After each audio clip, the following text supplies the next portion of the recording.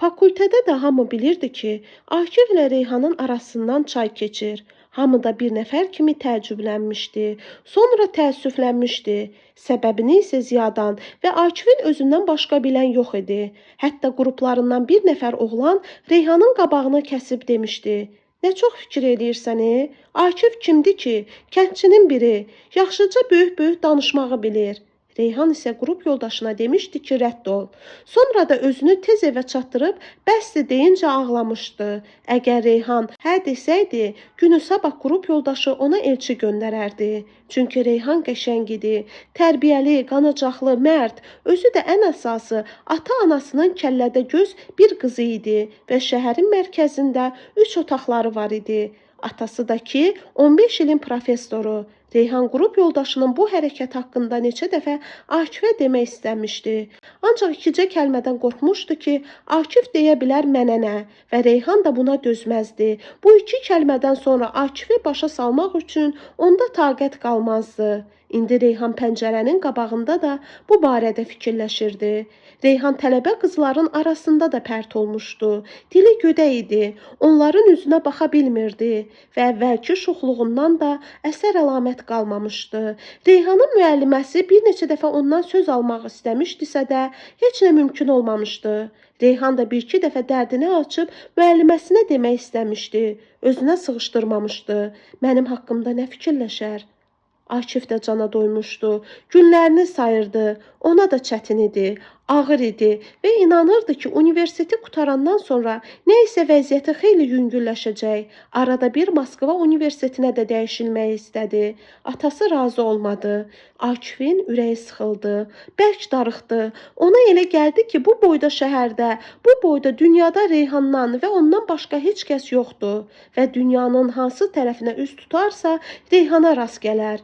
Dünya Akifin gözündə balacalaşdı, xırman boyda oldu və Akif özünü bu xırman boyda dünyadan atmaq istədi. Ata bilmədi, yapışıb qaldı.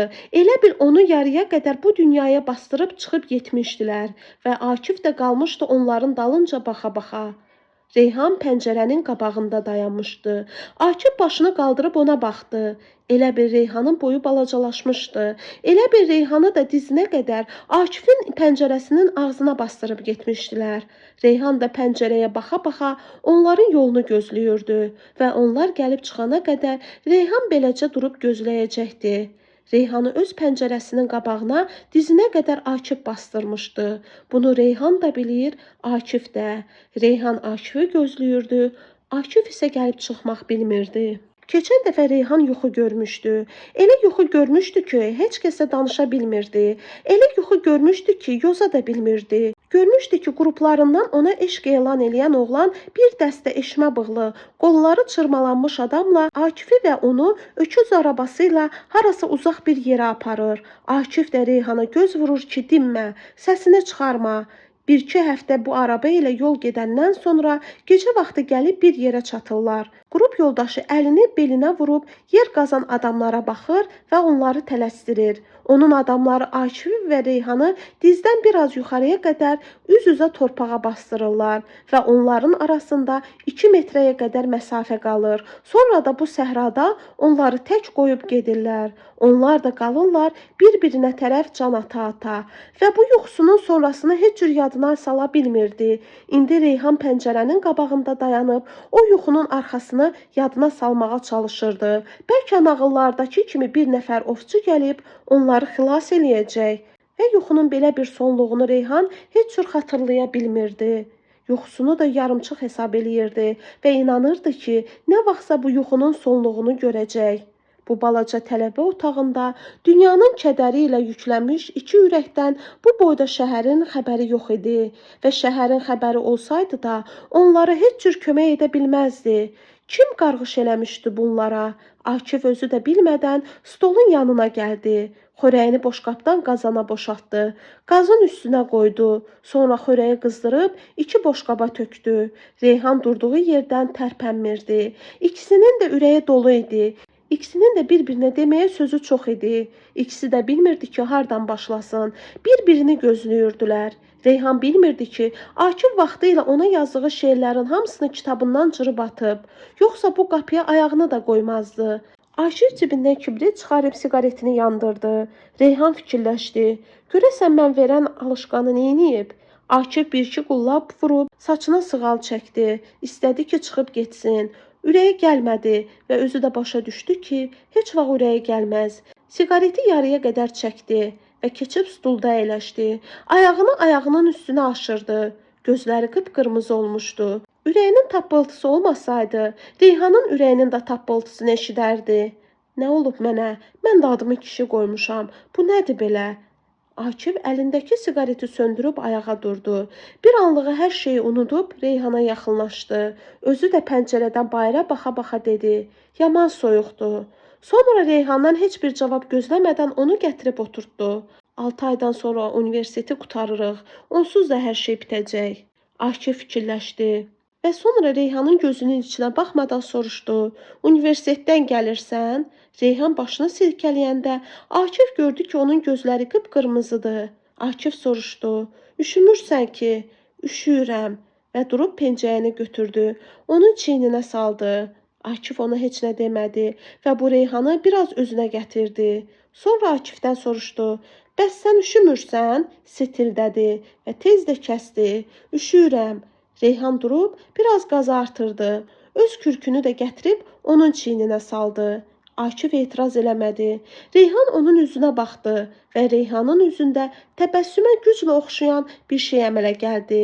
Akif soruşdu. Acmısan? Reyhan soruşdu. Sən acmısan? Hə, mən acmışam. Mən də acmışam. Akif bir tikə çörək götürüb Reyhana verdi. Ye. Reyhan bir tikə çörək götürüb Akifə verdi. Sən də ye. Akif bu neçə vaxtı Reyhana indiki kimi diqqətlə baxmamışdı. Elə bir Reyhanın rəngi solğunlaşmışdı. Reyhana da elə gəldi ki, Akif qapqara qaralıb. Reyhan durub sumkasından lavaşa bükülmüş kotlet çıxartdı. Sənə gətirmişəm. Universitetdə verə bilmədim. Akif bu dəfə onun iri gözlərinin düz içinə baxdı. Akifə elə gəldi ki, Reyhanın bu dünyada ondan başqa heç kəsi yoxdur və Akif hələ bu vaxta qədər onun gözlərinin belə təmiz olduğunu görməmişdi. Akif kotletin birini lavaşa büküb Reyhana verdi. Bu da sənin. Reyhan onun əlindən tutub dedi. Mən yemişəm, bu sənin payındır. Çay istəyirsən? Akif durub Reyhana çay süzdü. Akifin ürəyindən keçdi ki, Reyhanın gözünün içinə baxsın. Lakin alınmadı. Özünü məcbur elədi. Reyhan isə ona baxırdı. Ona tamaşa eləyirdi. Reyhan durub süfrəni yığışdırmaq istəyəndə Akif qoymadı. Reyhan soruşdu. Təzə şeir yazmısan? Yox. Bəs niyə? Şeir yazmağı atmışam. Reyhan qulaqlarına inanmadı. Ola bilməz. Akif sağ yumruğunu sol ovucunun içinə çırpıb dedi. Sabaha nə dərsimiz var? Reyhan ona cavab verdi. Bilsəydim çiçəklərin qoxusunda gəzirsən, əlimdə günəş boyda gül dəstəsi tutardım. Bilsəydim insanların yoxsunda gəzirsən, bütün bəşəriyyətin əvəzinə yatardım. Çay içirsən? Akif Reyhandan soruşdu. Hə. Akif yenə bayaqki kimi qaralmışdı və elə bir gözləri də biraz qıyılmışdı. Reyhan çay içə-içə ona baxırdı. O dizlərini qucaqlayıb oturmuşdu. Çənəsini də dirəmişdi dizinin talağına. Gözlərini döyürdü və elə bil indicə nə isə soruşacaq. Elə də oldu. Çənəsinin dizinin talağından qaldırıb siqaret yandırdı. Reyhandan xahiş elədi ki, stolun üstündən kibriti ona versin. Reyhan soruşdu. Bəs alışqan hanı? Akif bir an tutulub cavab verdi. Sən verdiyin şeylərin hamısını vermişəm nənəm qoyub sandığına.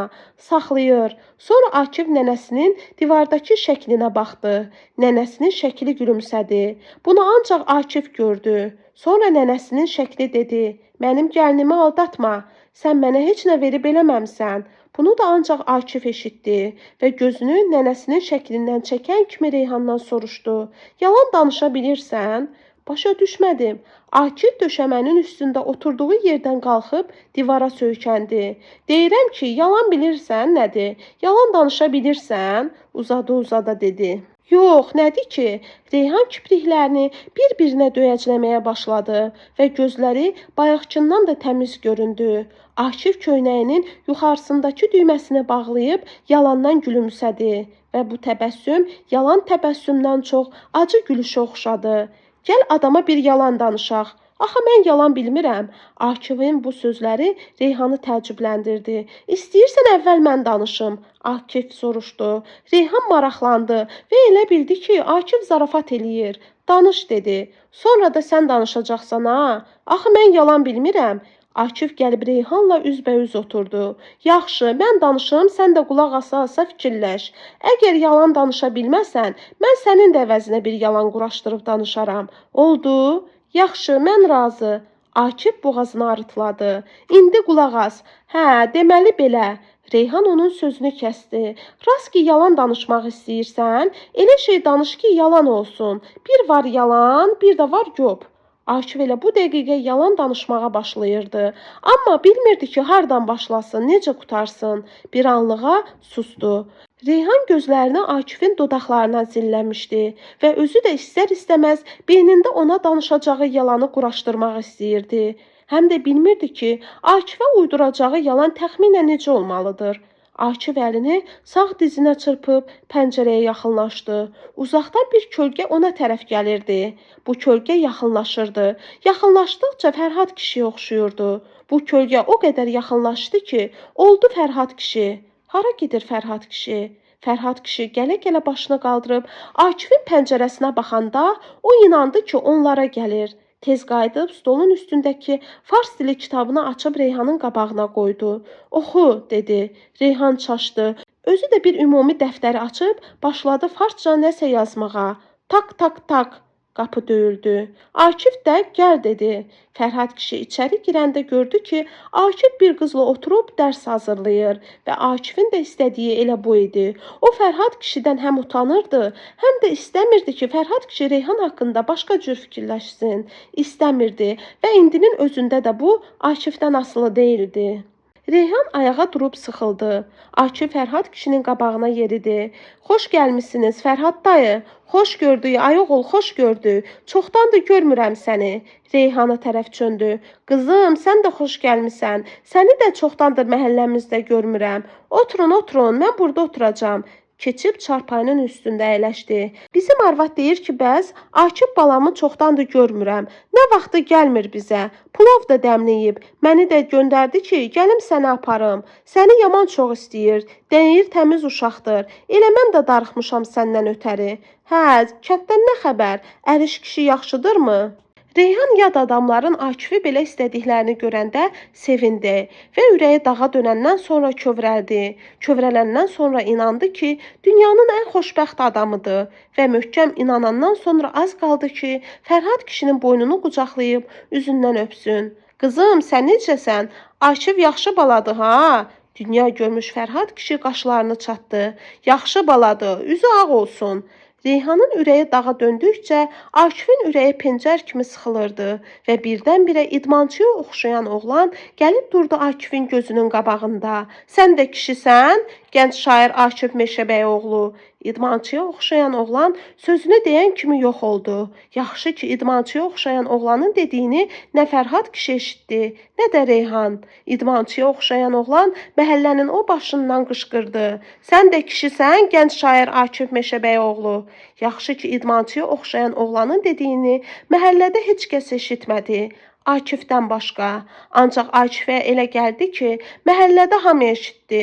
Xəcalətindən ölüb yerə girdi və Fərhad kişinin səsi onu yerin altından çıxartdı. Hə qızım, sən də gedək. Yox, yox, mən getməliyəm, çox sağ olun. Saatına baxdı. Fərhad kişi də öz saatına baxdı. Eybi yox, Gilas nənəyə bir salam verərsən, halını soruşub gedərsən.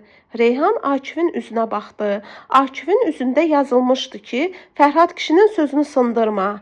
Reyhanın Akifin üzünə baxması dünya görmüş Fərhad kişinin nəzərindən yayınmadı.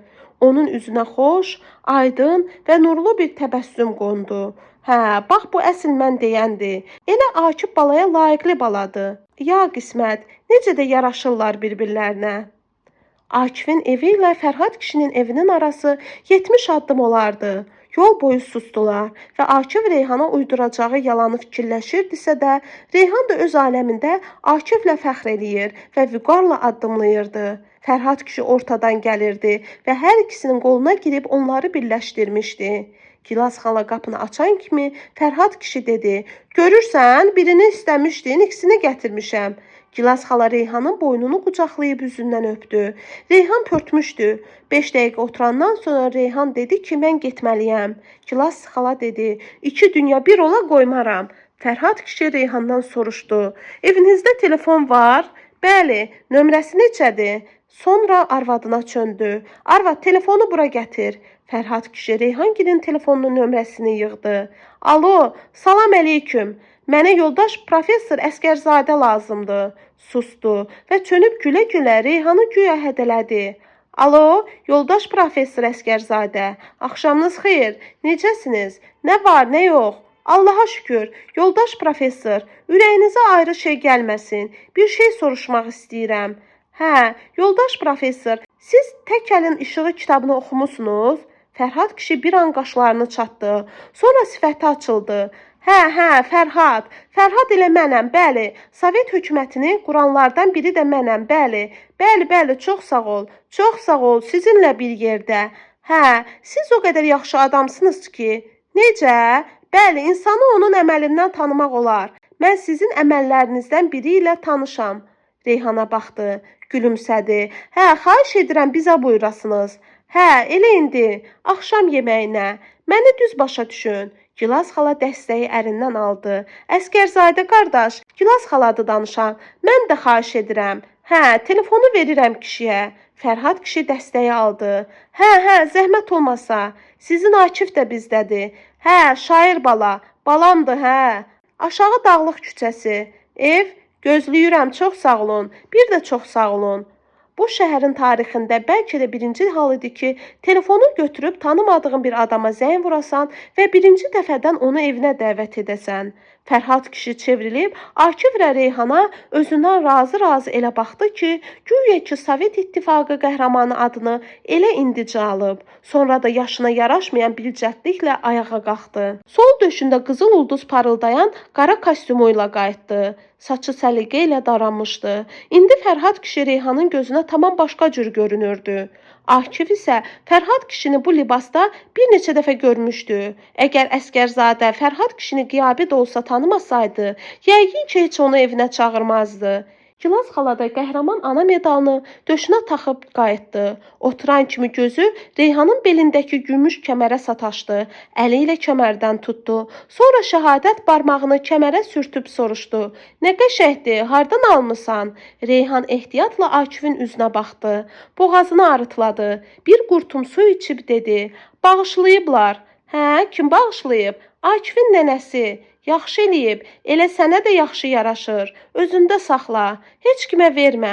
Qəşəngdir, sən də qəşəngsən, toqqan da qəşəngdir. Gilas xala da əri kimi qaşını çatdı, əllərini bir-birinə daraqladı və bir an beləcə oturandan sonra durub o biri otağa keçdi. Reyhan albomdakı şəkillərin bir ikisinə baxana qədər qayıtdı. İşarə ilə ərini də o biri otağa çağırdı. Reyhanla Akif tək qaldılar və onlar qaydana qədər kəlmə də kəsmədilər. Əvvəlcə Fərhad kişi gəldi və oturan kimi Gilas xala onu işarə ilə yenə çağırdı. Fərhad kişi gülə-gülə dedi. Qoymaz ki, bu cavanlarla oturaq, cavanlaşaq. Qoymaz. Qapını dalınca örtdü. Biraz keçmiş Fərhad kişi qayıtdı. Ondan da biraz sonra Gilas xala gəldi. Reyhana elə gəldi ki, Gilas xala ərini yenə işarə ilə çağıracaq və Gilas xalanın ərini bu cür çağırması Reyhana gülməli gəlirdi və bu dəfə işarə eləmədi. Gəlib Reyhanın yanında oturdu. Onun saçını sığalladı, üzünü üzünə söykədi. Bir an beləcə dayandılar. Sonra Gilas xala təzədən Reyhana xoş gəldin eləyəndə Reyhan çaşdı. Qızım bax, Akifin nənəsinin biri də mənəm. Akifə baxıb soruşdu. Heylədimi Akif bala? Çox sağ olun, heylədir. Gilas xala razılıqla başını tərpətdi. O nənəsi kənddə yaşayır, mən nənəsi şəhərdə. Hə, indi sən də birinci səfərdir ki, gəlirsən. Yaxşı eləmsən, mən də sənin nənən. Hə, nənən var? Reyhandan soruşdu. Yox, neynək, mən də oldum sənin nənən. Hə. Gilas xala məxmər dəsmalın arasından qəşəng, gümüş və qədim bir boyunbağı çıxartdı. Bu da Gilas nənənin payı. Hə, Reyhan tez çönüb Akifin üzünə baxdı. Bu da Fərhad kişinin gözlərindən yayınmadı. Akifin üzündə yazılmışdı ki, Gilas xalanın ürəyini sındırma, götür. Sonra Akifin üzünə yazılmışdı ki, sən hələ mənim başıma çox oyunlar açacaqsan. Reyhan axırıncı yazını oxuya bilmədi. Bu yazı biraz dərin və solğun yazılmışdı. Gilas nənə öz əli ilə qədim gümüş boyunbağını Reyhanın boynundan asdı, üzündən öpdü, çıxıb o biri otağa getdi. Reyhan quruyub qalmışdı. İdmançıya oxşayan oğlan isə təzədən Akifin gözünə göründü. Sonra da Reyhana yaxınlaşıb boyunbağını dartıb qırdı, yerə atdı. Fərhad kişi cəhd durub iri cod əli ilə idmançıya oxşayan oğlana elə bir şapalaq çəkdi ki, gözündə od parladı və idmançıya oxşayan oğlan qaçıb canını Fərhad kişinin əlindən güclə qurtardı. Bunların da hamısı Akifdən başqa heç kəsin gözünə görünmədi və o öz xəcalətindən qızardı. Reyhan Gilas nənəyə kömək eləyirdi. Fərhad kişi Akifə müharibədən danışırdı. Akif fikirləşirdi ki, ölçüb biçirdi, düz gəlmirdi. Bir də təzədən başlayırdı. Yenə düz gəlmirdi ki, gəlmirdi. Onun bədəni, ürəyi bir qorxu hissi ilə çuğlamağa başladı. Mən gələcəkdə bu adamlara nə cavab verəcəm ay Allah? Fərhad kişinin bayaq idmançıya oxşayan oğlanın sifətində çatlayan iri cod əlini Akif öz sifətində hiss elədi. Akif Fərhad kişi ilə Gilas nənənin illərlə şahidi olduğu mehribanlığını indi unutmuşdu. Onun beynində aləm bir-birinə elə qarışmışdı ki, saf çürük eləməyə gücü çatmırdı. Reyhanın ürəyində hər şey aydan arı, sudan duru idi. O Akifi yaman çox istəyirdi və hərdən gözləri Akifin gözünə sataşanda, yaz günəşi kimi tərtəmiz gülümsəyirdisə də, onun üz-gözünə yazılmış qarışıq fikirləri hiss eləyəndə, istər-istəməz ürəyinə sərin bir qorxu yayılırdı. Şükufə hirsindən bir yerdə dura bilmirdi. Taksilər onun yanından ötüb keçəndən sonra da onların dalınca baxırdı ki, görsün içindəki Gülağa deyil ki, yaxşı, eybi yoxdur, qır verirsən köpək oğlu. Taksi dayanan kimi Gülağa düşdü və Şükufəyə ilk sözü bu oldu. Gəlmək istəmirdim, ancaq dedim ki, yaxşı deyil, necə olsa qonşuyuq. Sonra da kədərli-kədərli başını buladı.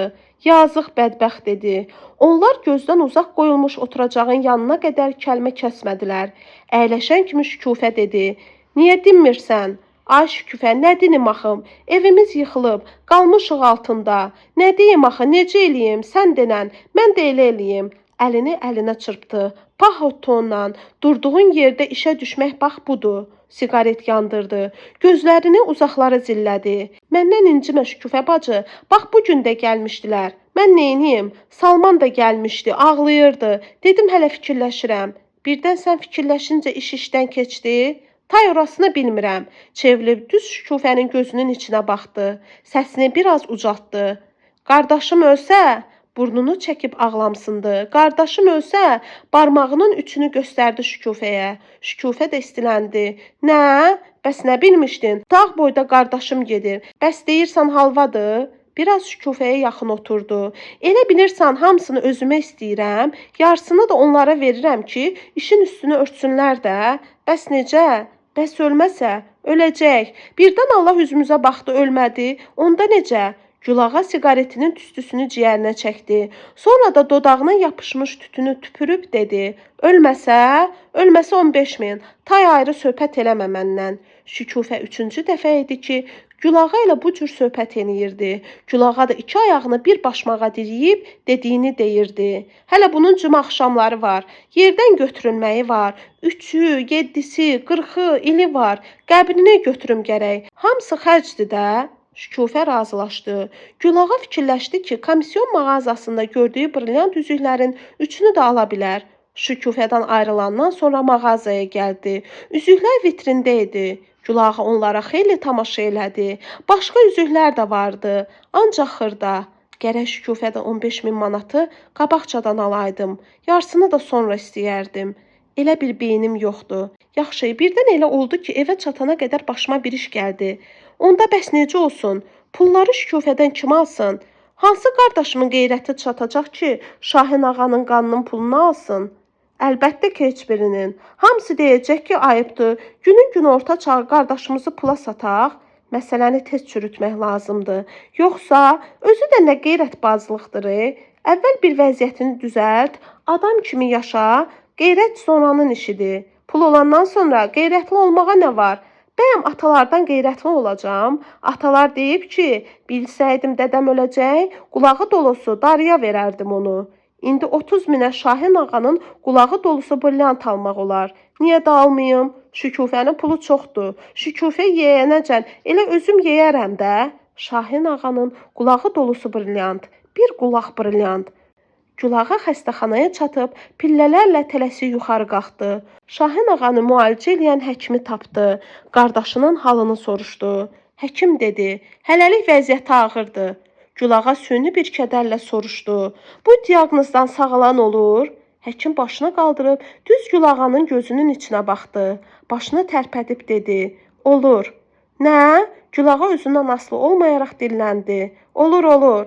Həkim Gülağanı anlaşılmaz baxışlarla süzdü. Eynəyini düzəldib davam elədi. Beyindir, beyin. Anatomiyadan başın çıxır. Həri, məktəbdə oxumuşuq da. Lap yaxşı. Deməli belədir. Beyninin sağ yarımkürəsində iflic var. Zərbə çox möhkəm olub. Pis yıxılıb, Həri, pis yıxılıb. Daşa dəyib başı, daşa. Gülağa düzünü demədi. Demədi ki, qardaşının Şükufənin oğlu İlqar maşınla məhəllənin ortasında vurub. Atalar məsələni xatırladı. Bilsəydim dədəm öləcək, qulağı dolusu darıya verərdim. Həkimə yalvarıb yaxarandan sonra qardaşının yanına gəldi.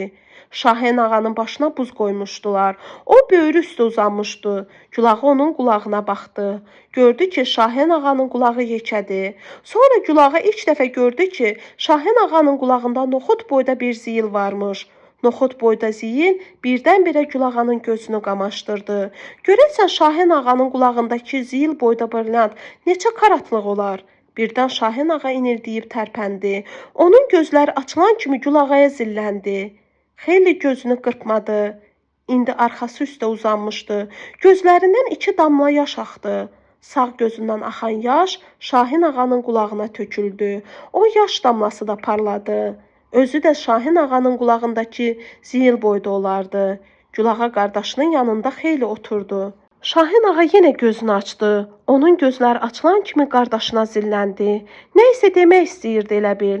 Yenə gözlərindən 2 damla yaş axdı. Sağ gözündən axan yaş Şahin ağanın qulağına töküldü. Bu yaş damlası da parladı. Biraz parıltısı azalmışdı və bu yaş damlası Şahin ağanın qulağındakı ziyildən biraz xırda olardı və Gülağa özünü saxlaya bilmədi. Gözləri yaşardı. Şahin ağanın uşaqlığı onun yadına düşdü. Bir dəfə Gülağı evdən pul oğurlamışdı. Anası uşaqlarını yaxşı tanıyırdı və bilirdi ki, onların içində Gülağa da əl əyri. Aparıb Gülağanı tut ağacına sarmışdı. Şahin ağa ağlaya-ağlaya anasının əlindən tutub gətirmişdi ki, pulu mən oğurlamışam. Qardaşımı ağacdan aç. Anası onsuz da Şahin ağaya inanmamışdı. Ancaq Gülağanı qurban eləmişdi Şahin ağanın göz yaşlarına. Gülağanı ağacdan açıb, buraxan kimi o biraz aralanıb anasına demişdi. Gördün ki, pulu mən oğurlamamışam. Əgər pulu oğurlamayıbsa, bəs niyə ağlayır? Sənin qorxundan ağlayır, hə? Gülağanın anası isə böyük oğlunun bu sözlərindən sonra qalmışdı yana-yana. Ay namərd demişdi, sən kimə oxşamısan belə? Gülağanın indiki kimi yadındadır. Gülağa durub Şahin ağanı öpdü və bu öpüşün Şahin ağaya heç bir dəxli yox idi. Qapıdan çıxanda gördü, Şükufədən başqa məhəllədə adam qalmayıb. Hamısı buradadır. Onu görən kimi hamısı bir addım qabağa gəlib gözlərini ona zillədi. Gülağa bu gözləri bir-bir oxumağa başladı. Oxuya bilmədiyi gözlər isə özləri dil açıb danışırdı. Fərhad kişinin gözlərinin içinə düz baxa bilmədiyinə görə oxuya bilmədi. Fərhad kişinin gözləri ona deyirdi. Sənin damarında Azərbaycanlı qan axırsa, qayıdıb oğlanlarımı salamat görməyim. Pul düşkünü qeyrətsiz. Zəhkə xalanın gözlərində yazılmışdı. Allahın sənə qəzəbi tutacaq Gülağa. Gülağa ürəyində ona cavab verdi ki, Allah bilər, mən bilərəm. Sən quyruq bulama buralarda. Əhmədin at dodağı bir qədər də aşağı sallanmışdı. İri gözləri biraz da böyümüşdü. Əlimə fürsət düşsə, səni qulağın boyda doğrayaram. Gülağa ürəyində ona cavab verdi ki, get qardaşın Qadirin dərdini çək. Mənim dərdim sənə qalmayıb, qumarbaz köpək oğlu. Akifin də gözünün içinə baxa bilmədi. Akifin gözləri ona nə isə dedi. Gülağa yaxşı eşidə bilmədi. Çünki o biri gözlər də yerbəyerdən nə isə deməyə başlamışdılar və Gülağanın beynində aləm bir-birinə qarışmışdı. Ən çox da qulağında səslənən anasının gözlərinin dediyi idi. Südüm sənə haram olsun, can bala. Gülağa özünə gələn kimi dedi. Deyəsən sağalacaq, tərpəndi, gözünü də açır. Və Gülağa nə qədər çalışdısa, yadına sala bilmədi ki, Şahin ağanın gözündə nə yazılmışdı. Axırda bu nəticəyə gəldi ki, ağlayan gözü oxumaq olmur. Sabahsı günü Gülağa Şükufədən 15.000 manat pul aldı. İlqar qorxusundan qar kimi ağarmışdı. Üzündəki ağ çillər görünmürdü. Qapıdan çıxanda Gülağa onun başını sığallayıb dedi. Qorxma, möhkəm ol. Dünyanın 15.000 manat pulu Gülağanın cibində evə gəldi. Paltarını dəyişdi. Milmil pijamasını geyinib uzanmışdı ki, həyətdən çığırtı gəldi. Şahin ağa ölmüşdü. O bir daha xəstəxanada gözlərini Gülağaya zilləyib ağlamayacaqdı. Məhəllənin adamları qəbirstanlıqla öz məhəllələri boyda bir yerdə daş hasar çəkmişdilər ki, öz ölülərini də bir yerdə bastırsınlar. Şahin ağanın da alverçi zəmnənin yanında dəfn elədilər. Qəbirstanlıqdan qaydanda Şahin ağanın anası oğlunu alverçi zəmnəyə tapşırdı. Şahin ağanın anası heç vaxt uşaqlarını alverçi zəminəyə tapşırmazdı. Nədənsə bu dəfə ona etibar elədi. Ağlaya-ağlaya ona yalvardı ki, Şahin ağada müğayət olsun. Uşaqdır, nabələddir. Şahin ağa öləndə Şükufəyə elə gəldi ki, İlqar ikinci dəfə maşınla adam vurub. Gülağa isə elə fikirləşdi ki, İlqar Şahin ağanı indicə maşınla vurub. Şahin ağanın qırxı çıxana qədər pişiklər Ehsanın artıq-urtuğundan yeyib restoran pişiyinə dönmüşdülər. İndi isə Şahin ağanın pişikləri girinc qalmışdılar. Pərən-pərən düşmüşdülər. Məhəlləni tərk edib təzə binalara çəkilmişdilər. Gülağa dünyanın ikinci 15.000 manat pulunu gətirib birinci 15.000 manatın üstünə qoydu. Aylarla evdə tapılmayan Gülağa indi evdən bayıra çıxmırdı. Elə bir göbəyini evdə kəsmişdilər. Bugün Gülağa dünyanın 30.000 manat pulu da cibində komisyon mağazasına getdi. Əvvəlki üzüklər yox idi. İndi onlardan da biraz iri 2 üzük vardı və onların hər bir qaşı Şahin ağanın qulağındakı zil boyda olardı. O üzüyü alıb xeyli tamaşa elədi. Xoşuna gəldi. Ürəyində fikirləşdi ki, hərəsini bir oğlumun nişanlısına verərəm. İndi brilliantsız Bakıda heç kimin qapısından girmək olmur. 2 üzüyün qiyməti 26.000 idi. Pulları sayıb üzükləri aldı. Üzüyə bir də baxdı. Elə bil bu dəfə üzüklərin qaşlarını qoparıb yerinə Şahin ağanın qulağındakı zili basmışdılar. Gülağa diksinən kimi oldu. Yadına kiminsə ona danışdığı bir əhvalat düşdü. Güya ki, kasıb bir Amerikalının 2 nənəsi varmış. İkisi də qoca. Barlanmaq istəyən bu Amerikalı nənəsinin birini neçə milyon dollara sığorta etdirib, özünü də təyyarəyə mindirib Almaniyaya yola salıb. Yolda təyyarə partlayıb. Amerikalı neçə milyon alıb qoyub cibinə. İkinci nənəsini də sığorta eləyib belə yola salanda onu tuturlar. Sən demə bu Amerikalı nənəsini təyyarəyə mindirəndə onun sumkasına dinamit qoyubmuş. Əhvalatın arxasını Gülağa bilmirdi. Sən demə oğlanı ədəbərkanla elektrik stoluna əyləşdiriblər və Gülağa təskinlik tapdı. O atalar məsələni bir də xatırladı.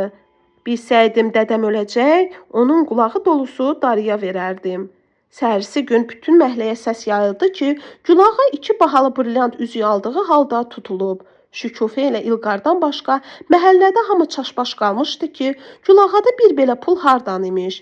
Bəzilərinin ürəyinə isə bəzi şeylər dammağa başladı. Bu damcılar get-gedə çoxalacaqdı və ürəklərdə nə zamansa dolub daşacaqdı. Şahin ağanın dərdi anasının yadından çıxdı. İndi anası gecə-gündüz əli göydə Allaha yalvarırdı ki, Allah Gülağanın düyününü açsın. Anası bilmirdi. Bilmirdi ki, Gülağa elə bir düyün düyməyib ki, Allahın onu açmağa gücü çatsın. Bilmirdi və gecə-gündüz yalvarırdı. Gülağanın anası Allaha inanırdı. Ona elə gəlirdi ki, əllərini göyə qaldırıb Allaha yalvaranda, Allah gəlib onun başının üstünü kəsirib qulaq asır. Beləliklə Allah gündə 10-15 dəfə gəlib Gülağanın anasının damının üstündə dayanırdı. Gülağanın öz damının üstündə dayanmırdı. Çünki Gülağanın arvadı Allaha dua eləmirdi. O ərindən bir əllik görməmişdi. Amma Allahın qulağı səslə idi ki, Gülağanın arvadı da onu çağırsın. Allah Gülağanın arvadının dilindən nə isə eşitmək üçün Gülağanın anasının damının üstünə gələndə hərdən arvadının yaşadığı dama da qulaq kəsilirdi və onun arvadı ağlayıb eləmirdi. Elə əvvəlki işində gücündə yer yığışında idi. 3 aydan sonra Gülağa hər şeyi açıb dedi. Gülağanı danışdıran milis işçiləri başladılar Şükufəni güdməyə. Hələ Salman indiyə qədər bilmirdi ki, Şükufənin Mərdəkanda gözəl bir bağı var və bu bağ əsl cənnətdir.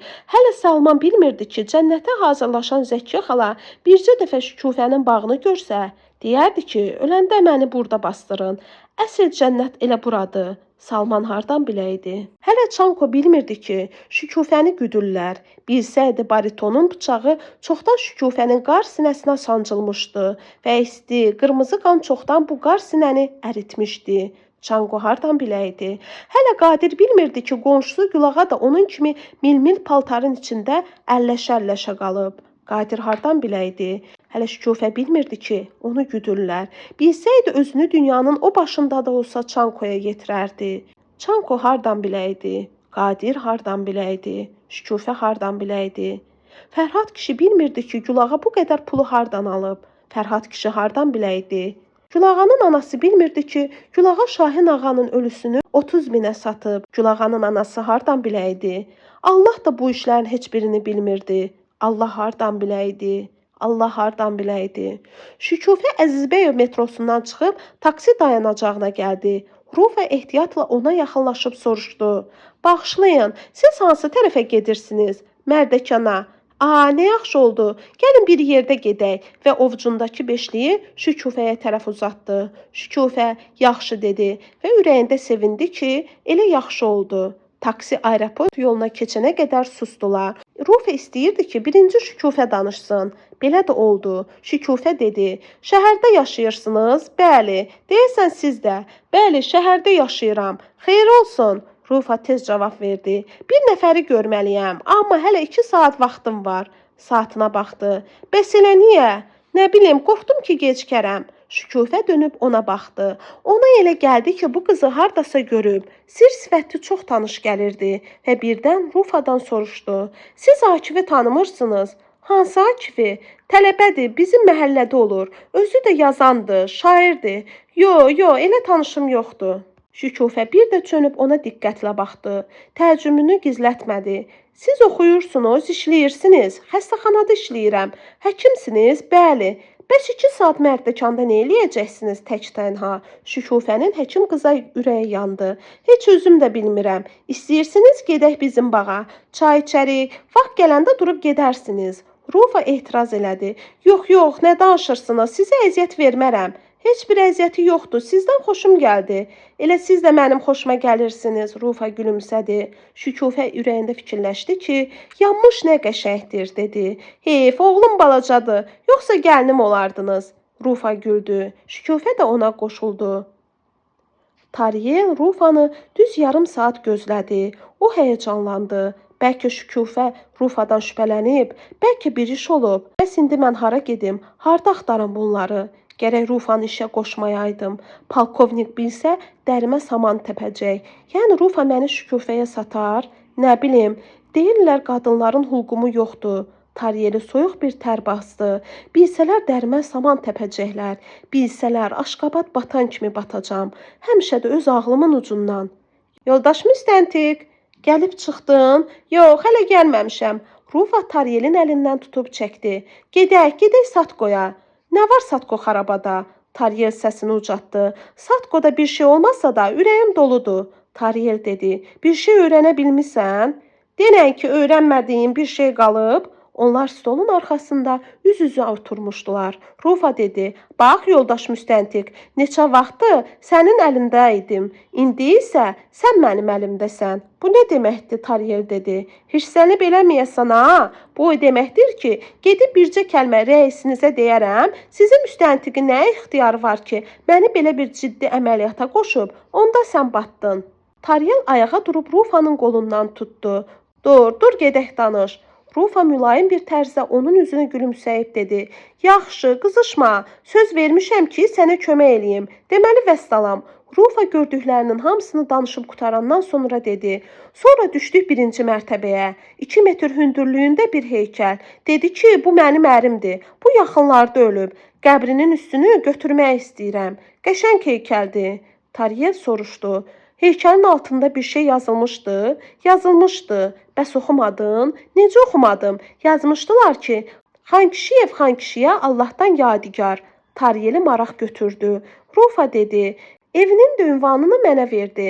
Vaxtın olanda gələrsən dedi. Bu lap əla oldu. Birdən Rufanın halı elə bil dəyişdi. Tariyel də bunu hiss elədi. Nə olub soruşdu. Heç nə. Şükufəyə yazığım gəlir. Bilirsən necə mehribandır? Ay onun mehriban başı batsın. Əhsən sənə Rufa, əsl müstəntiqsən vallah. Gərək səni, hə Tariyel, mən ona demişəm ki, xəstəxanada həkim işləyirəm. Qəfil soruşdu, bilmədim nə deyim.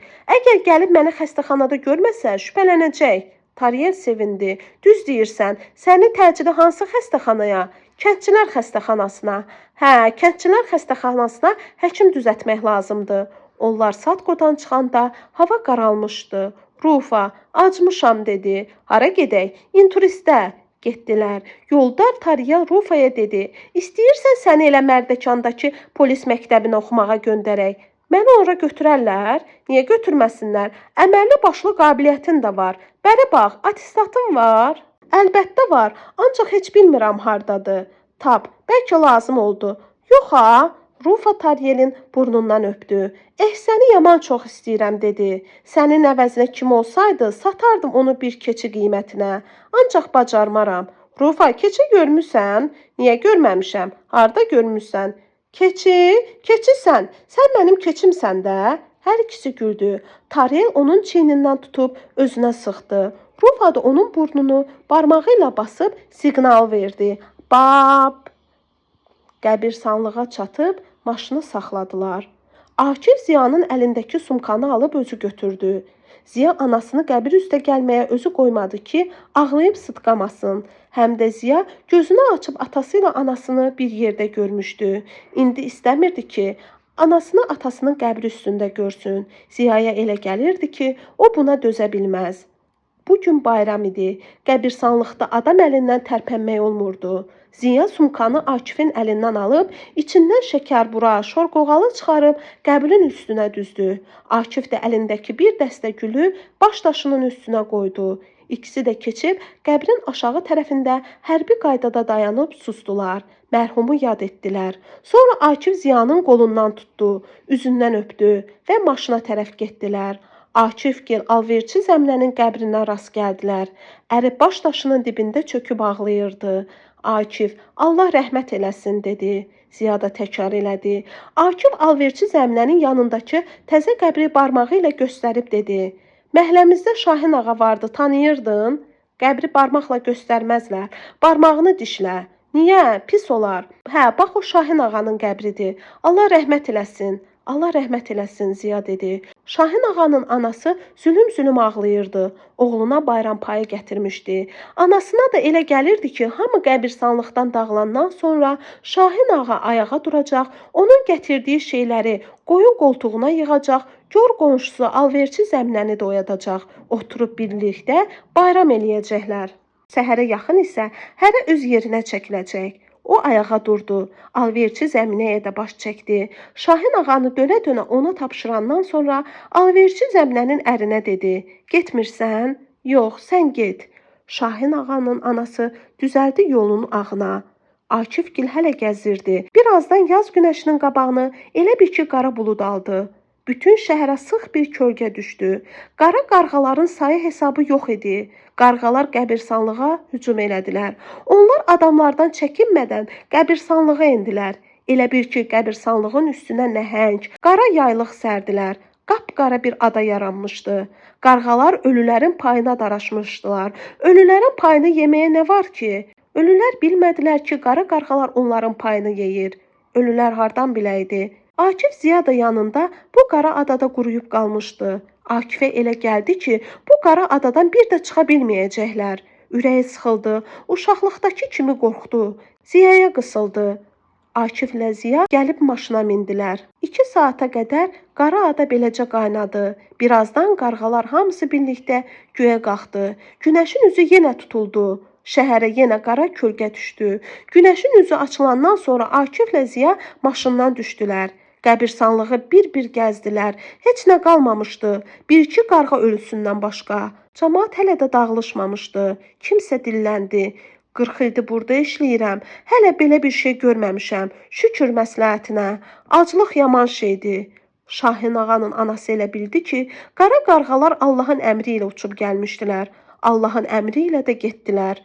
Şəhər camaatın dilindən bu söhbət neçə vaxt düşmədi. Ziya maşını Akif yaşayan evin qabağında saxladı.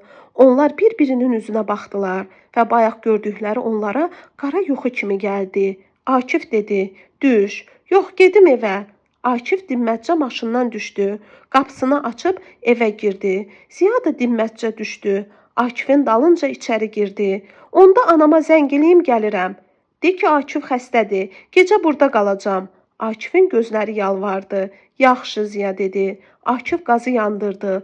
Hisli çaydanı doldurub qazın üstünə qoydu. Özünü çarpayının üstünə atdı. Sabah Reyhana deyəcəm ki, səni sevmirəm. Deyəcəm ki, səni ala bilmərəm, tay bəsdir. Arxası üstə uzanmışdı. Böyrü üstə çevrildi. Deyəcəm, deməsəm dədəmin oğlu deyiləm. Qapı açıldı. Ziya içəri girdi. Akif uzandığı yerdən tərpənmədi. Ziya dedi, adını da şair qoymusan. Nə olub ki? Tay nə olacaq? Evinə gəlmişik, uzandığın yerdən qalxmırsan da. Vallahi halım yoxdur. Sən də gəl yanımda uzan. Bu başqa məsələ. Birazdan çaydan qaynadı. Ziya durub çaydanı qazın üstündən götürdü. Quru çay hardadır, yoldaş şair? Bir tünd çay dəmlə. Ziya pəncərəyə yaxınlaşdı. Çölə baxdı. Gördü ki, Reyhan gəlir. Akif, nə var? Reyhan gəlir. Akif tez yerindən qalxdı. Pəncərəyə yaxınlaşdı. Reyhan lap uzaqdan sallana-sallana gəlirdi. İkisi də pəncərənin qabağından çəkildi. Akif keçib yerində oturdu. Ziya isə çay dəmləmək istəyəndə çaynik əlindən düşdü. Pul-pul oldu. Akifin üzünə baxdı. Elə bil valideyni uşağı danlayan kimi Akif onu danlayacaqdı. Buna Ziya hazır idi və üz gözündən tökülürdü. Akif dedi ki, canın sağ olsun, çaydana at, oradan içərik. Ziya pəncərədən bayıra baxdı. Akif dedi, Reyhan bəs hara getdi? Akif tez pəncərənin qabağına gəldi. Reyhan yox idi. Ziyaya dedi, çölə bax gör. Birazdan Ziya qayıtdı. Heç arda yoxdur. İkisi də çaşıb qaldı. Bəs bu hara gedə bilər? Bəlkə gözümüzə görünüb, Akif dedi. Bəlkə bizi qara basır. Nə? Deyirəm, bəlkə gözümüzə görünüb. Necə yəni, görmədin sən? Gördüm. Mən də gördüm. Ziya təəccübləndi. Sabah ona hər şeyi deyəcəm. Deməsəm, heç dədəmin oğlu deyiləm. Onlar çay süfrəsini yığışdıranda günəş təzəcə batmışdı. Akifin tələbə otağından musiqi səsi gəlirdi. Kimsə yoğun səslə Zabul Seygah oxuyurdu.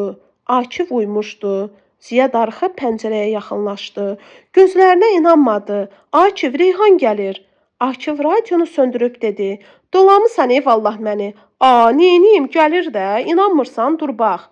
Akif durub pəncərəyə yaxınlaşdı. Gördü ki, Reyhan gəlib. Yaxınlaşana qədər ondan gözünü çəkmədi. Reyhan qapını açıb içəri girdi. Salam, bayramınız mübarək. Əlindəki sumkanı stolun üstünə qoyub açdı. Mama göndərdi. Nə zəhmət çəkirdi, çox sağ olsun Akif dedi. Reyhanın kefi yaxşı idi. Gözümə bir təhər dəyirsiniz dedi. Təzədən Reyhanla birlikdə çay içdilər. Şor qoğalı yedilər, şəkərburanın dadına baxdılar. Birdən Akifə elə gəldi ki, qarğalar indicə onların süfrəsinə hücum edəcək. Rəngi ağardı, ürəyi bulandı, tər onu bastı. Ziya onu çarpayıya uzandırıb çəkmələrini çıxartdı. Sonra da qapıdan çıxa-çıxa dedi, mən bu saat kardiamin alıb gəlirəm.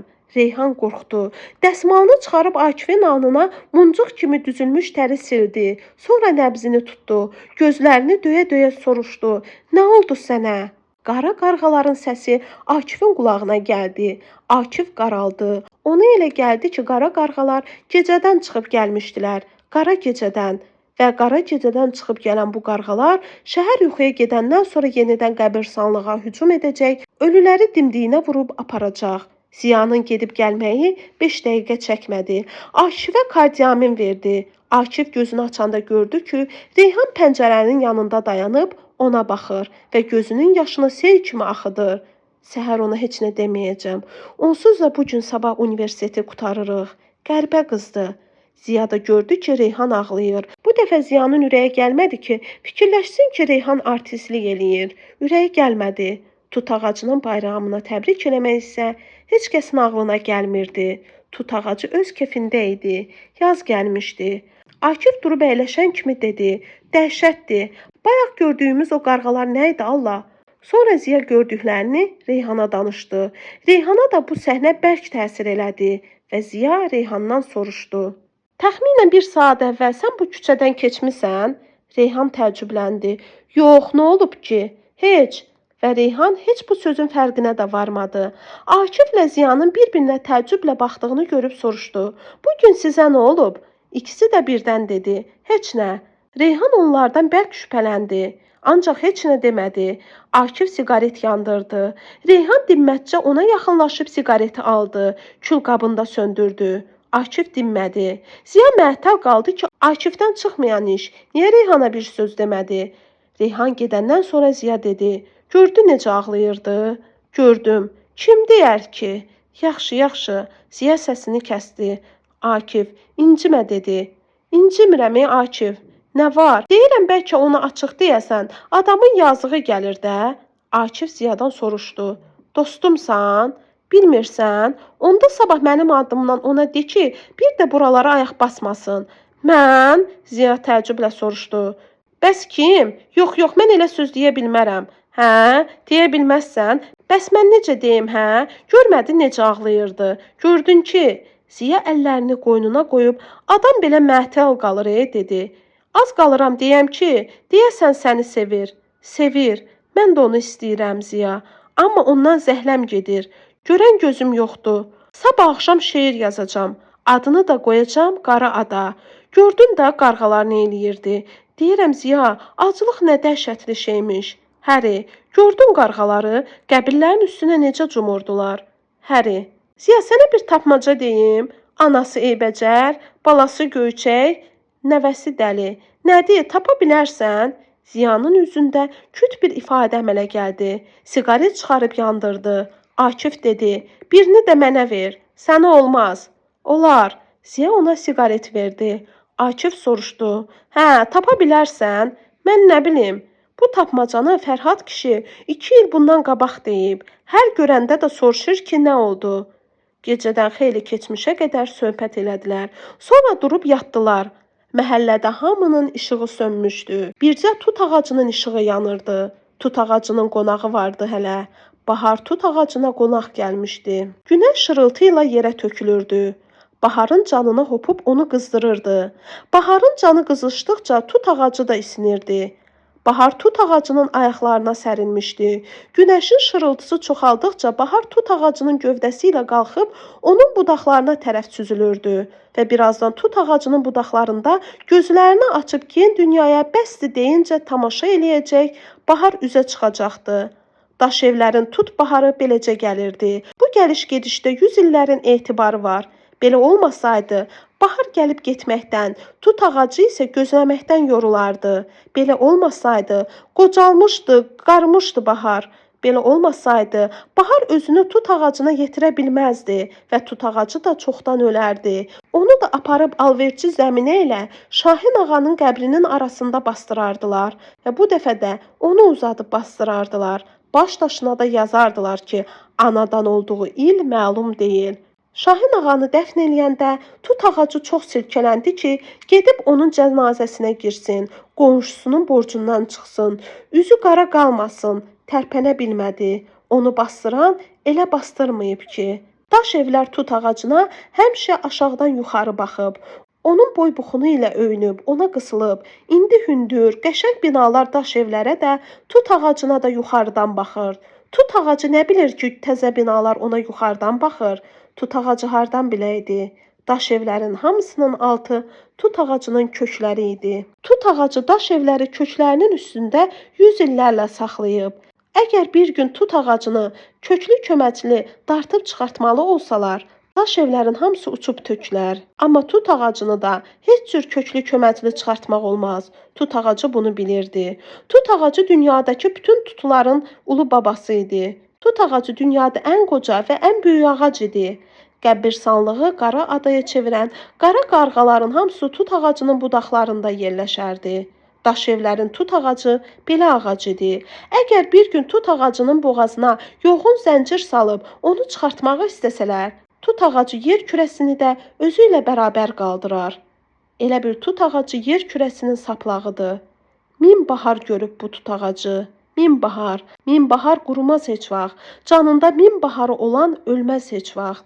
Bu məhəllənin nə qarışqaları, nə sərçələri, nə adamları, nə də bu adamların ulu babaları heç vaxt bu bayatını oxuya bilməz. Tut ağacı boyunca, tut yemədim doyunca. Çünki bu qırmızı yalan olardı. Bu qırmızı yalan tut ağacını yandırıb tökərdi və məhəllə qalardı külün altında. Sonra da bütün şəhər bir-birinin gözünə kül üfürərdi. Bir zamanlar tut ağacının boybuxunu lap balaca olub. İndiki kimi tutu olmayıb. Ulu babalarımız o zaman o bayatını bax, bu tut ağacının şərəfinə bədahətən deyiblər. Tut ağacı boyunca, tut yemədim doyunca. O vaxt tut ağacı şumal qamətli cavan bir oğlan idi. İndi ahıllaşıb, müdrikləşib, dünya görmüş olub. Tut ağacının gördüyü dünyanı biz görməmişik, babalarımız görüb. Tut ağacının görəcəyi dünyanı da biz görməyəcəyik, nəvələrimiz görəcək. Tut ağacı bunları bilmirdi. Hələ ulu babalarımız tut ağacının şərəfinə bu bayatını söyləməmişdən xeyli əvvəl tut ağacı bir çubuq olub. Ulu babalarımız bayram eləyə-eləyə tut ağacını gətirib ayaq üstə bax, burada bastıranda ona deyiblər ki, yerindən tərpənmə. Tut ağacı min illərdir yerindən tərpənmir. Babalarımızı gözləyir. Tut ağacı babalarımızı gözləyə-gözləyə dünya boyda olub. Onu etibar dünyalaşdırıb. Etibarın mənim olsun, tut ağacı. Bir gün daş evlər bir-birinə dəydi. Bu səs-küyə hündür, təzə binaların eyvanları da adamla doldu. Məhəllədə adam əlindən tərpənmək mümkün deyildi. Məmə yeyəndən pəpə yeyənə kimi hamı burada idi. Elə bir ki, iraq olsun, məhəllədən yenə kimisə son mənzilə yola salacaqdılar. Hamının üz gözündən kədər tökülürdü və bu kədər məhəlləni göm-göy örtüyə bürümüşdü. Hamı tut ağacının başına yığışmışdı. Onun yastığının dibini kəstirib durmuşdular. Elə bir qədim zamanlarda olduğu kimi bu saat kimi isə dar ağacından asacaqdılar. İynə at yerə düşməsin. Gənc memar tut ağacının dibinə yeridi. Cəmaatın əlacı olsaydı, onu tut ağacının yarpağı boyda doğrardı. O dedi, başlayın.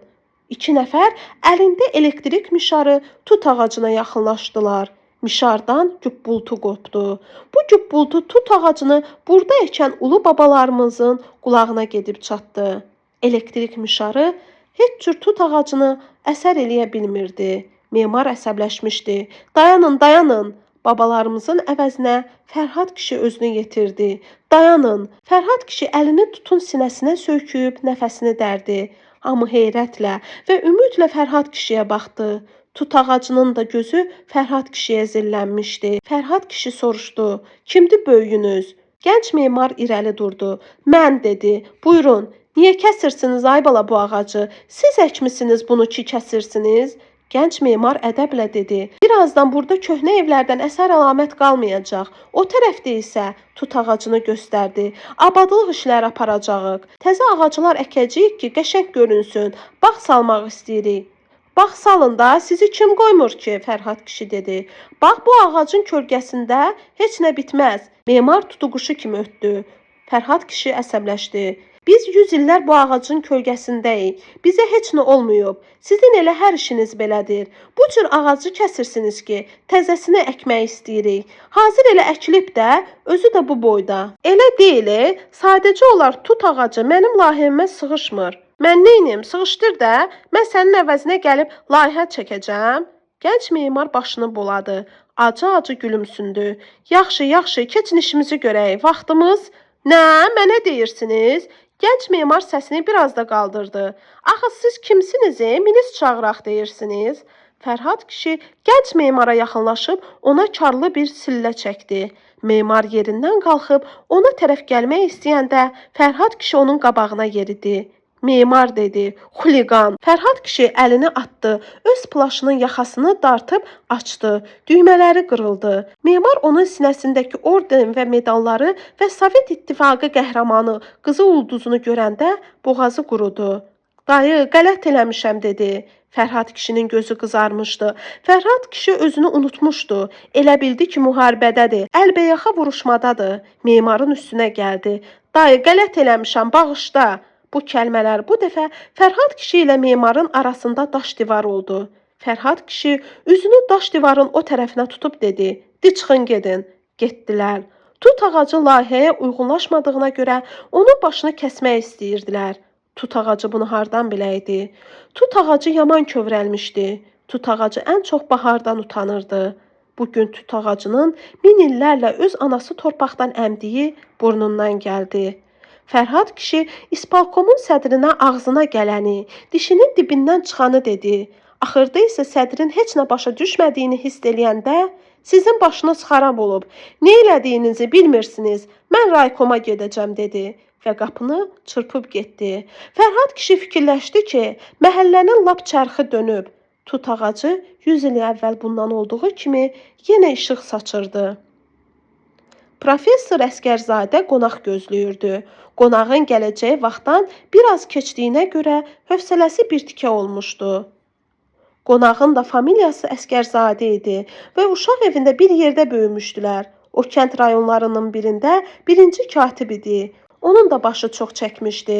Professor Əsgərzadəgil 30 nəfər olublar uşaq evində. 29 oğlan, bir qız. Uşaq evində köhnə bir palturka maşını vardı. Sürücüsü Əhməd adlı 20-25 yaşlarında qarabuğdayı bir oğlan idi. Hərdən gecə yarısı Əhmədin maşını uşaq evinin həyətinə gələrdi. 10-15 dəqiqə dayandıqdan sonra yenə gürültü ilə çıxıb gedərdi. Bir gün Əsgərzadə uşaqları başına yığdı. Əhmədi pusdular. Gördülər ki, Əhməd bir kisə unu, bir həsir zəmbili başına qoyub aradan çıxdı. Əsgərzadə dedi, "Yəqin müdirin evinə aparır, gördünüz?" Kimsə ona cavab verdi, "Yəqin ona da pay düşür." Ayda bir-iki dəfə bu hadisə təkrar olundu. O vaxt Zəminə, alverçi Zəminə, yumru, qəşəng qız idi və Əsgərzadədən 3 yaş böyük idi. Bir gün Əsgərzadə gördü ki, sürücü Zəminəni maşının kabinəsinə mindirib. Bu yaxşı adamdır ki. Sonra gördü ki, sürücü Zəminənin telini sığallayır. Nə yaxşı adamdır Əhməd. Sonra gördü ki, Zəminəni öpdü, qucaqladı, onun limon boyda döşündən tutub sıxdı və çığıranda onu buraxdı. Zəminə maşından düşüb qaçdı. Biraz aralanandan sonra əlindəki almanı maşına tərəf atdı. Sürücü Əhməd isə ağzını cib dəsmalı ilə silib heykəl kimi yerindən tərpənmədi. Əsgərzadə əhvalatı uşaqlara danışdı. Uşaqlar Əhməddən əvvəl çıxmaq qərarına gəldilər. Zəminə ilə haqq hesabı sonraya saxladılar. Əhməd işdən qayıdanda gecə idi. O darvazadan çıxıb sağa burulan kimi Əsgərzadənin dəstəsi hasara açdı. Uşaqlar silahlanmışdılar. Ağac, sapant, bıçaq, orta kəhrizin yanındakı döngədə Əhmədin qabağını kəsib onu dövrəyə aldılar. Dəstədə 15 yaşlı bir uşaq, o hamıdan böyük idi, irəli çıxıb dedi, "Hardan gəlirsən?" Əvvəlcə uşaq özünü itirdi. "Siz burada nə edirsiniz? Rədd olun yerinizə." Əsgərzadə əlindəki bıçağı Əhmədə göstərdi. "Sənin başınız kəsməyə gəlmişik." Uşaqlar biraz da irəli gəldilər. Əhməd soruşdu, "Mən sizə nə eləmişəm ay uşaqlar?" Əhməd hərənin əlində bir bıçaq görəndə biraz üşəndi. "Sən bizim payımızı oğurluyursan." 15 yaşlı oğlan qabağa yeridi. Onun da əlində bıçaq vardı, dedi. "Sən Zəminəni öpmüsən, sən eşşəksən, Zəminə dağlayır." Əhməd 15 yaşlı oğlanın üstünə gəlib, ona bir şillə çəkən kimi uşaqlar onun üstünə cumdu. Əsgərzadə sağ əlindəki ağacla onun başına vurdu. O biri uşaqlar da onun ayağından tutub dişləyirdilər. Kimsə əlindəki bizi Əhmədin yançağına soxanda, Əhməd əməlli başlı qorxub qışqırdı. Uşaqlar onu buraxıb qaçdılar. Əhmədi bir də uşaq evində görən olmadı. Əhməd uşaqlardan qorxmurdu, biabırçılıqdan qorxurdu. Əhmədin yerinə qoca bir sürücü götürdülər işə və bu qoca sürücü boş vaxtında gəlib uşaqlara nağıl danışırdı. Uşaqlar da ağızlarını açıb saatlarla ona qulaq asırdılar və nağıl qurtaranda da ondan əl çəkmirdilər. Baba, bircəciyin də de, sonra gedərsən. Baba, sən Allah, baba nə olar? Bir gün isə uşaqlar Əhmədin başına gətirdikləri oyunu qoca sürücüyə danışanda o əlini cibinə çırpıb söydü. Köpək oğlu dedi. Halal süd əmməyib o. O vaxtlar uşaqların çoxu bilmədi ki, halal süd nə deməkdir. Onların çoxusu ana südü görməmişdi. Reyhanın qapını açmağından professor Əsgərzadənin xəbəri olmadı və Reyhan dəhlizdən qışqırdı. Ata, Rəsul əmi gəldi. Professor Əsgərzadə dolu bədənli, ağır adam idi. O cəld durub özünü dəhlizə atdı. Qucaqlaşdılar, öpüşdülər, bir-birinin gözlərinin düz içinə baxdılar. Moskva altında vuruşanda da onlar belə qucaqlaşıb sevinmişdilər. Əsgərzadə dedi, vicdansız. Təzədən qucaqlaşdılar. Atasının bu sözü Reyhanı mətbəxə qaçırtdı. Reyhanın anası mətbəxdən gəldi. Rəsul onu yüngülcə özünə sıxıb alnının ortasından öpdü. Əsgərzadə ilə Rəsul kişi 50 il bundan əvvəl olduğu kimi başladılar söz güləşdirməyə. Reyhanın anası onların mübahisəsinə son qoymaq istədi. Ağıllanmadınız da, dedi. Üçü də güldü. Reyhanın anası ilə Əsgərzadə uşaq evində tanış olublar. Əsgərzadə uşaq evinə düşəndən 2 il yarım sonra Reyhanın anasını ora gətirmişdilər. Qəşəng, solğun, çəlimsiz bir qız uşağı idi. Əsgərzadə dostuna tamaşa elədi. Rəsul bunu duyub soruşdu.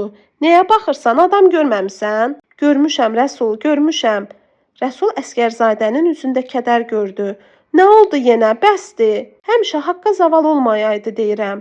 Möhkəm ol, hər şey yaxşı olacaq. Süfrəyə çay gəldi. Onlar çay içə-içə söhbət eləyirdilər. Əsgərzadə dedi, Zəminə yadındadır? Rəsul kişi gülümsədi. Əlbəttə yadıma gəlir. Əhmədin başına nə ön açdığı onun üstündə? Rəsul kişi bir anlığa keçmişi xatırladı. Əsgərzadə dedi, yazıq Zəminə, nə olub ki? Rəhmətə getdi. Yox bir... Heyv, yaxşı qız idi Zəminə. Nəyə qalıb görəsən yerində? Əsgərzadənin gözü dolmuşdu. Qızları var, nəvələri var. Bizdən biraz aşağıda olurdular. Bir dəfə universitetin qabağında məni gördü. Sarıldı boynuma. Elə ağladı ki, heç gözümün qabağından getmir. İkisi də xeyli sustu. Əsgərzadə gözünün bulağında yumrulanmış yaşı silib dedi. Qardaş, sənə qurban olum deyib duz kimi yalamışdı məni yazıq. Sonra bizi evinə apardı. Sevindiyindən bilmirdi nə eləsin. Palaz olub ayağımızın altına döşənirdi. Nəysə, işlərin nətərdi? Rəsul kişi sıx, gümüşü saçlarına əlini çəkib dedi. Hələlik çətindir, sonra yaxşı olacaq. Bir ferma müdürü var, ondan şübhələnmişəm. Deyəsən dövləti aldadır, yun qırxımını gözləyirəm. Özüm gedib duracam başın üstündə. Deyəcəm ki, qırx görüm. Başqa əlacım yoxdur, işləmək olmur. Sən Allah ehtiyatlı ol. Bəla burasındadır ki, məndən əvvəl işləyən katib bir məsələni də onsuz həll eləməyib. Yaman pis öyrədib. Bəs yuxarıda nə deyirlər? Rəsul kişi qaşlarını çatdı. Alnındakı qırışlar dərinləşdi. Nə deyəcəklər? Deyirlər ki, rayonu təmizlə, işlərini qaydaya sal. Sənə ümidimiz çoxdur. Rayonu ən böyük pambıqçılıq mərkəzinə çevirmək istəyirlər. Nə bilim, görək, planlar çoxdur. Dostunun gözünün içinə baxdı.